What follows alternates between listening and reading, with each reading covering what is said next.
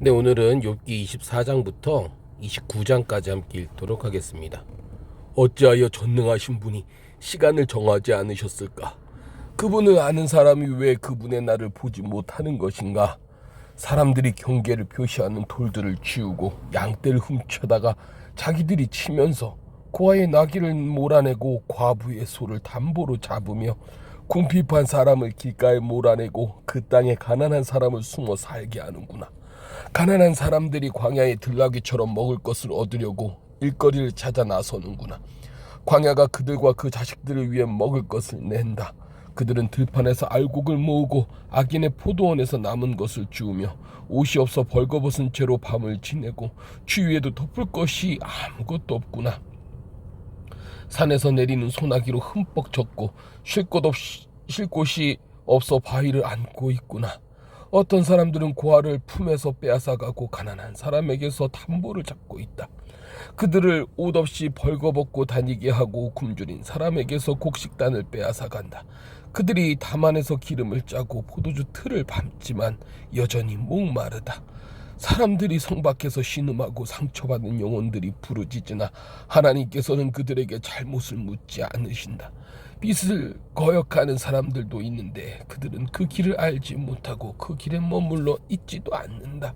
살인자는 새벽에 일어나 가난하고 궁핍한 사람들을 죽이고 밤이 되면 도둑같이 되는구나. 가늠하는 사람의 눈도 역시 해가 지기를 기다리며 어떤 눈도 나를 보지 못할 것이다 라고 하며 얼굴을 가린다. 그들은 낮에 보아둔 집을 어둠이 깔리면 부수고 들어가니 빛을 알지 못한다. 그들에게는 아침이 한밤과 마찬가지다. 그들은 짙은 어둠의 두려움에 친숙한 사람이로다. 그들은 물 위에 빨리 떠내려가고 그들의 산업인 밭은 땅에서 저주를 받아 자기 포도원에 갈 일이 없게 되는구나. 더위와 가뭄이 눈 녹은 물을 말려버리듯 주님 무덤도 죄지은 사람들을 그렇게 한다. 그런 사람을 낳은 모태가 그를 잊어버리고 벌레들이 그를 달게 먹고 다시는 기억되지 않고 사악함이 나무처럼 부러져 버릴 것이다. 그런 사람은 아이 못 낳는 여자를 학대하고 과부에게 선을 베풀지 않는다. 그러나 그분은 그 능력으로 세력가들을 끌어가시니 그분이 일어나시면 어느 누구도 생명을 확신할 수 없을 것이다. 그분은 안전을 보장해 주시는 것 같지만 그 눈은 항상 그들의 길을 보고 계신다네. 그들은 잠시 동안 높여졌다가 곧 없어지고 낮추어진다. 다른 모든 사람처럼 끌려 나와서 곡식 이삭처럼 베게 되는 것이라네. 만약 그렇지 않더라도 해도 나더러 거짓말한다고 반박하고 내 말이 헛소리라고 할 사람이 누구겠나. 그때 수아 사람 빌닷이 대꾸했습니다. 주권과 위엄이 그분께 있으니 그분이 높은 곳에서 평화를 세우신다. 그분의 군대를 셀 수 있겠는가? 그 빛이 일어나면 누가 받지 않겠는가? 그렇다면 사람이 어떻게 하나님 앞에서 의로워질 수 있겠는가? 여자가 낳은 사람을 어떻게 깨끗하다고 하겠는가? 하나님 보시기에는 달도 밝지 않고 심지어는 별들도 맑다고 할 수 없는데 하물며 벌레 같은 사람이야 구더기 인생이야 오죽하겠는가? 그러자 욥이 대답했습니다.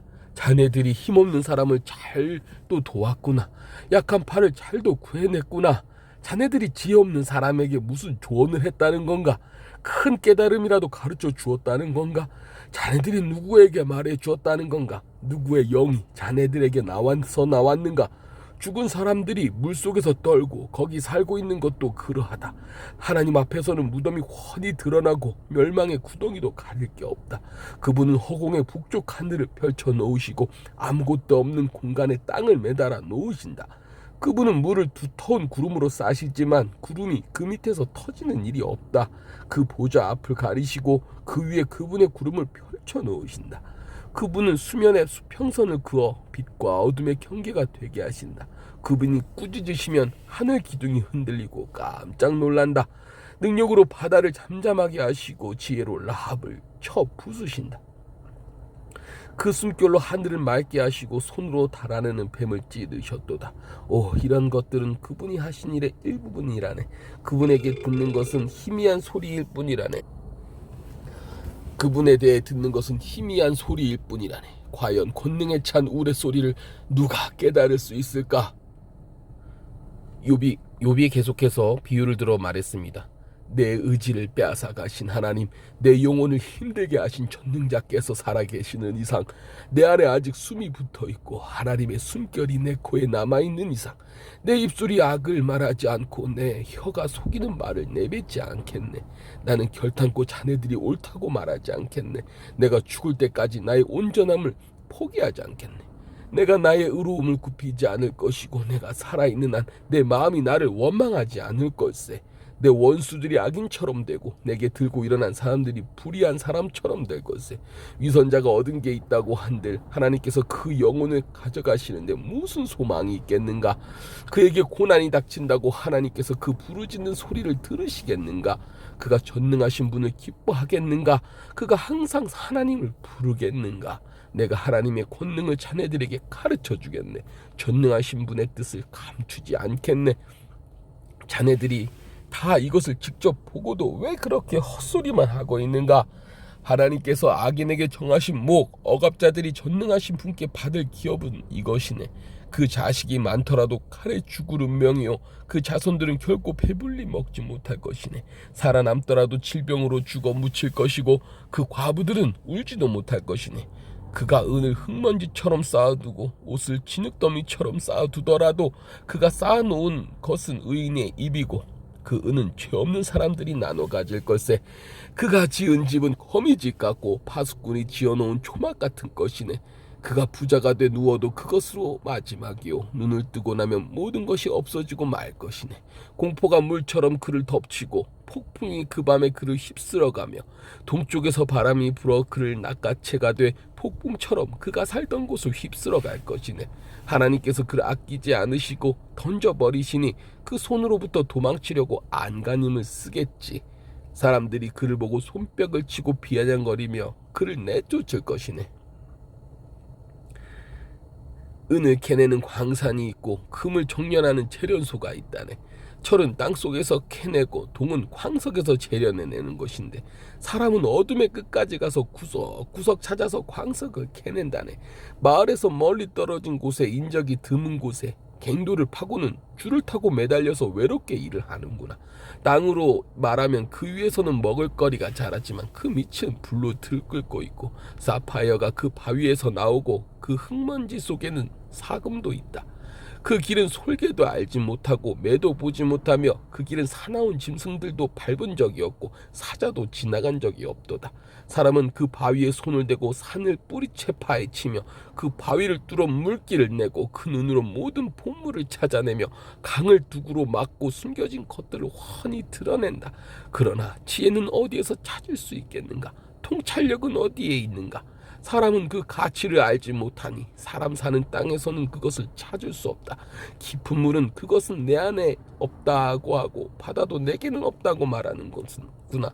그것은 금으로 살 수 없고 은으로도 그 값을 치를 수 없으며 오빌의 금으로도 귀한 루비나 사파이어로도 그 가치를 감당할 수 없다.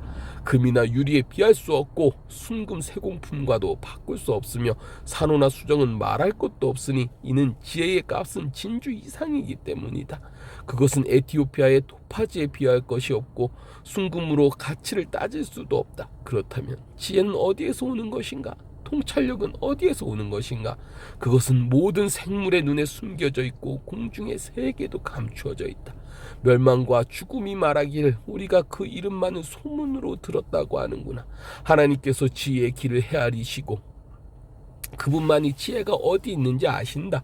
그분은 땅끝을 보시고 하늘 아래 모든 것을 보신다. 그리하여 바람의 세기를 정하시고 물의 양을 재신다. 그분이 비에게 명령하시고 천둥의 길을 내셨을 때 그때 그분은 지혜를 보시고 그에게 말씀을 건네시며 그를 굳게 세우시고 시험해 보셨다.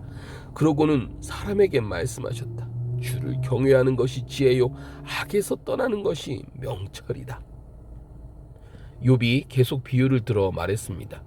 내가 지나다 버린 달들과 같이 될 수 있다면, 하나님께서 나를 지켜주시던 그날과 같이 될 수만 있다면, 그때는 그분의 등불이 내 머리를 비추고 그 빛으로 내가 어둠 속을 걸어갔었는데 하나님과의 친밀한 사귐이 내 집에 있던 내 한창 때와 같을 수만 있다면, 그때는 전능하신 분이 여전히 나와 함께 계시고 내 자식들이 내 주위에 있었다. 내 발자취가 버터로 씻겼고 바위가 내게 올리브 기름을 쏟아부었다.